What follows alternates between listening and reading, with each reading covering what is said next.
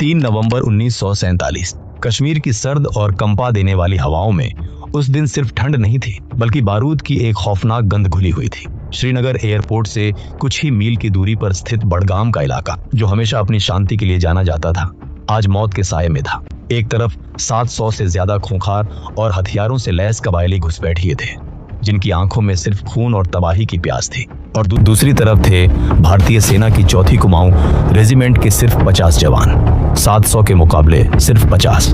मौत का यह गणित बिल्कुल साफ था, बचने की कोई उम्मीद नहीं थी। इन 50 जवानों का नेतृत्व कर रहा था एक 24 साल का युवा मेजर। उस मेजर का एक हाथ प्लास्टर में बंधा हुआ था। वह चाहकर भी अपनी राइफल ठीक से नहीं पकड़ सकता था। दुश्मन लगातार करीब आ रहा था। गोलियों की बौछार बारिश की तरह हो रही थी, और तब उस टूटते हुए मोर्चे से वायरलेस सेट पर एक संदेश गूंजा। एक ऐसा संदेश जो आज भी भारतीय सेना के इतिहास में स्वर्ण अक्षरों में दर्ज है। उस युवा मेजर ने अपने हेडक्वार्टर को जो आखिरी संदेश भेजा वो कुछ यूं था: दुश्मन हमसे केवल 50 गज की दूरी पर है, हमारी गिनती बहुत कम है, हम पर भयानक गोलाबारी हो रही है, लेकिन मैं 1 इंच भी पीछे नहीं हटूंगा। जब तक हमारे पास एक भी जवान और एक भी गोली बाकी है, हम लड़ेंगे। ये कोई हॉलीवुड या बॉलीवुड फिल्म का डायलॉग नहीं था। ये उस शूरवीर के आखिरी शब्द थे, जिसने अगर उस दिन वो खौफनाक फैसला नहीं लिया होता तो आज कश्मीर का नक्शा कुछ और ही होता। अगर वो 50 जवान उस दिन बडगाम में अपना खून नहीं बहाते तो श्रीनगर एयरपोर्ट दुश्मनों के कब्जे में होता और पूरा कश्मीर भारत के हाथ से निकल चुका होता। करता है। आज हम जानेंगे उस पहले परमवीर चक्र विजेता की कहानी, मेजर सोमनाथ शर्मा की कहानी, जिन्होंने एक टूटे हुए हाथ और अपनी मुट्ठी भर जवानों के साथ 1947 में पूरे कश्मीर को मौत के मुंह से खींच लिया था। एक ऐसी कहानी जो आपको झकझोर देगी, सोचने पर मजबूर कर देगी और आपके अंदर गर्व का एक ऐसा सैलाब लाएगी जिसे आप चाहकर भी रोक नहीं पाएंगे। इस कहानी की जड़ें उस समय में छिपी हैं जब भारत और पाकिस्तान के जन्म का दर्द अभी ताजा था।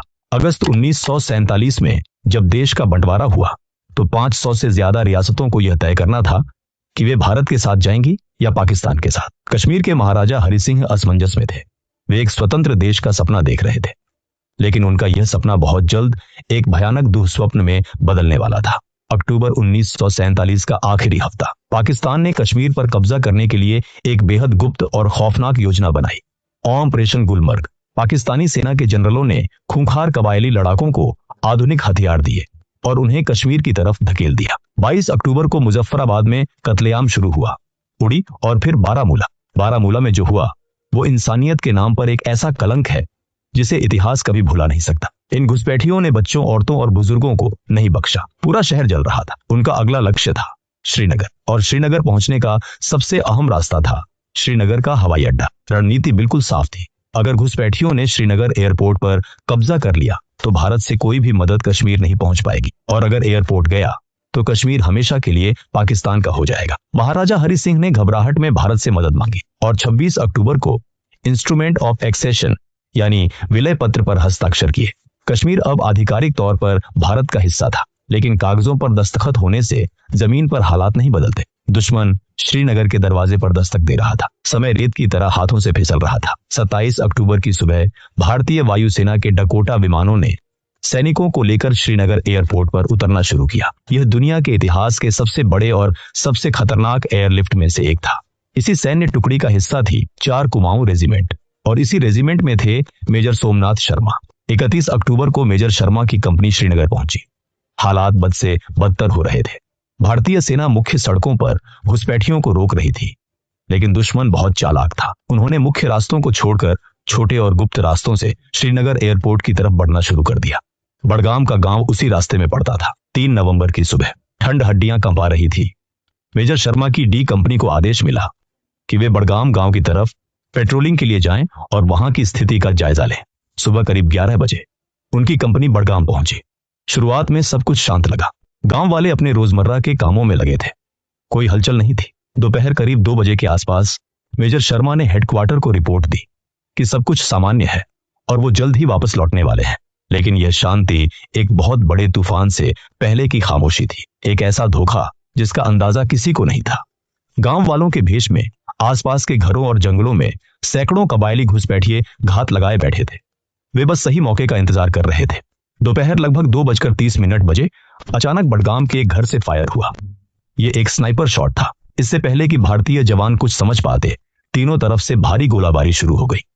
दुश्मन ने मोर्टार, लाइट मशीन गन और राइफलों से हमला बोल दिया था। मेजर शर्मा ने तुरंत स्थिति की गंभीरता को भांप लिया। उन्होंने देखा कि उनकी 50 जवानों की टुकड़ी को करीब 700 से 800 दुश्मनों ने घेर लिया है। अनुपात 1:15 का था, यानी हर एक भारतीय जवान के सामने 15 दुश्मन। और दुश्मन ऐसी जगह पर ऊंचाई पर बैठा था जहां से उन्हें हर चीज साफ दिखाई दे रही थी। ये वो पल था जहां बड़े दिग्गजों के हौसले पस्त हो जाते हैं। पीछे हटने का विकल्प खुला था। अगर मेजर शर्मा चाहते तो अपनी जान बचाकर पीछे हट सकते थे। उन्होंने मैप की तरफ देखा। बडगाम से श्रीनगर एयरपोर्ट की दूरी बहुत कम थी। अगर उनकी डी कंपनी वहां से हट जाती तो दुश्मन के लिए एयरपोर्ट तक पहुंचने का रास्ता बिल्कुल साफ हो जाता। और एयरपोर्ट हाथ से जाने का मतलब था पूरा कश्मीर हाथ से जाना। उस 24 साल के युवा मेजर ने फैसला कर लिया था। पीछे हटना उनके खून में नहीं था। उन्होंने अपनी कंपनी को हर कीमत पर अपनी पोजीशन होल्ड करने का आदेश दिया। युद्ध भयानक रूप ले चुका था। दुश्मन लगातार मोर्टार दाग रहा था। भारतीय जवानों की गिनती कम थी और उनके पास गोला बारूद भी सीमित था। ऐसे में मेजर शर्मा ने जो किया वह मानवीय साहस की सभी सीमाओं को पार कर जाता है। उनका बायां हाथ प्लास्टर में था। वे राइफल नहीं चला सकते थे, लेकिन वे शांत नहीं बैठे। वे गोलियों की परवाह किए बिना एक खंदक से दूसरी खंदक, एक मोर्चे से दूसरे मोर्चे तक दौड़ने लगे। वे अपने जवानों का हौसला बढ़ा रहे थे। जब उन्होंने देखा कि जवानों के पास गोलियां खत्म हो रही हैं, तो वे खुद हथियारों के बक्से खोलकर अपने एक सही हाथ से मैगजीन भरने लगे। जरा कल्पना कीजिए उस दृश्य की। चारों तरफ से गोलियों की बारिश हो रही है, मोर्टार फट रहे हैं, खून बह रहा है और बीच में एक कमांडर जिसका एक हाथ टूटा हुआ है। वो अपने दांतों और एक हाथ के सहारे गोलियां लोड कर रहा है और अपने जवानों की तरफ उछाल रहा है। दुश्मन लगातार करीब आ रहा था। 100 गज, 80 गज, 50 गज। मेजर शर्मा ने हेडक्वार्टर को वो ऐतिहासिक रेडियो संदेश भेजा जो मैंने आपको शुरुआत में बताया था। मैं 1 इंच भी पीछे नहीं हटूंगा। उन्होंने हेडक्वार्टर से हवाई मदद और अतिरिक्त कुमुख रीइंफोर्समेंट्स की मांग की, लेकिन वो जानते थे कि मदद पहुंचने में वक्त लगेगा और उस वक्त को खरीदने के लिए उन्हें अपने खून की कीमत चुकानी होगी। तभी दोपहर के करीब 3 बजे एक दिल दहला देने वाली घटना घटी। मेजर शर्मा एक मोर्चे पर बैठे अपने जवानों को गोला बारूद दे रहे थे। तभी दुश्मन का एक मोर्टार शेल बिल्कुल उनके पास आकर गिरा। एक कान फोड़ देने वाला धमाका हुआ। धूल और धुएं का गुबार उठा। जब धुआं छंटा तो वो मंजर ऐसा था जिसने हर जवान के दिल को चीर कर रख दिया। उनका चहेता कमांडर, उनका बहादुर मेजर सोमनाथ शर्मा देश के लिए सर्वोच्च बलिदान दे चुका था। शहादत उनके हिस्से आ चुकी थी। लेकिन क्या मेजर शर्मा की मौत के बाद उनकी कंपनी टूट गई? नहीं, बिल्कुल नहीं, बल्कि इसका उल्टा हुआ। अपने कमांडर की शहादत ने कुमाऊं रेजिमेंट के उन बचे हुए जवानों के अंदर एक ऐसा ज्वालामुखी जगा दिया जिसे बुझाना दुश्मनों के बस की बात नहीं थी। मेजर शर्मा के वो आखिरी शब्द उनके कानों में गूंज रहे थे, लड़ना है, आखिरी जवान और आखिरी गोली तक। उन बचे हुए जवानों ने अगले 6 घंटों तक बिना अपने कमांडर के उन 700 दुश्मनों को उसी जगह पर रोक कर रखा। उन्होंने दुश्मनों को 1 इंच भी आगे नहीं बढ़ने दिया। दुश्मन हैरान थे कि आखिर ये मुट्ठी भर लोग किस मिट्टी के बने हैं जो मरने के बावजूद हार नहीं मान रहे। और उन 6 घंटों ने इतिहास बदल दिया।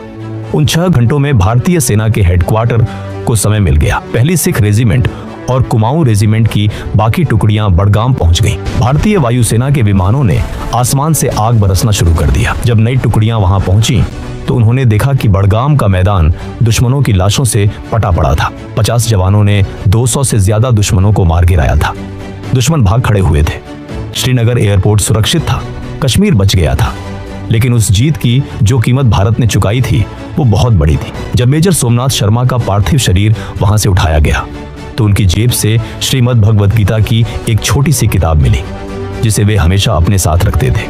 गीता का वो ज्ञान कि शरीर नश्वर है और आत्मा अमर है, जैसे उन्होंने अपने जीवन में पूरी तरह से उतार लिया था। भारत सरकार ने उनके इस अदम्य साहस, असाधारण वीरता और सर्वोच्च बलिदान के लिए उन्हें मरणोपरांत स्वतंत्र भारत का पहला और सबसे बड़ा सैन्य सम्मान परमवीर चक्र प्रदान किया।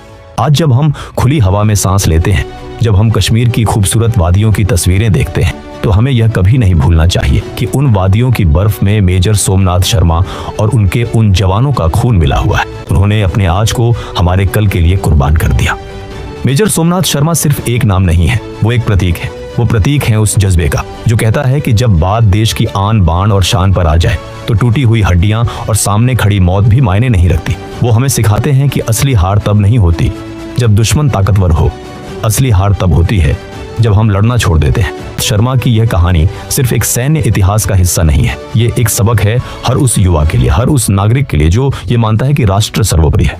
अगर यह कहानी सुनकर आपके भी रोंगटे खड़े हुए हैं, अगर आपके दिल में भी उन 50 वीर जवानों के लिए सम्मान पैदा हुआ है, तो इस कहानी को अपने तक सीमित मत रखिए, इसे हर हिंदुस्तानी तक पहुंचाइए, क्योंकि एक देश तभी तक जिंदा रहता है जब तक वो अपने नायकों को